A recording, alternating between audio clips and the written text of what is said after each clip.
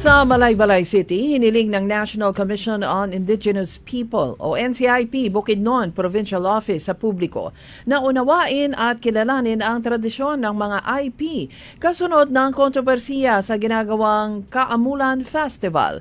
Kinundinan ni NCIP Bukidnon Officer Ronaldo Bayaon ang paglapastangan sa paggamit ng mga cultural symbol ng mga IP sa ginagawang festival.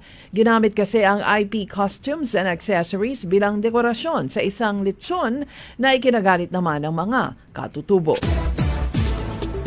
Sa Agusan del Sur, naaresto na ang pugante sa operasyon ng PNP sa barangay Agsabo. Siya ay nakilalang si alias Franklin na taga Bayugan City at dati ding taga Kidapawan City. Matapos ang ilang araw na pagtatago, hindi na nakapalagpa ang pugante nang napalibutan ng tracker team ang nasabing lugar. Nagpasalamat naman ang pamunuan ng Esperanza MPS at BJMP sa kooperasyon at pagbabantay ng komunidad na tumulong sa pagbabalik kulungan ng suspect.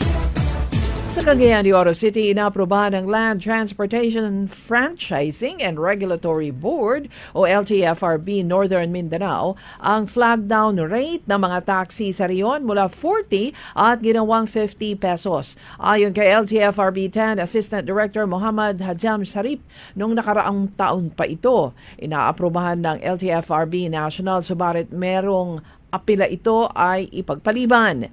Ngayon, anya na may fuel crisis, mas kailangan ito ng mga taxi driver.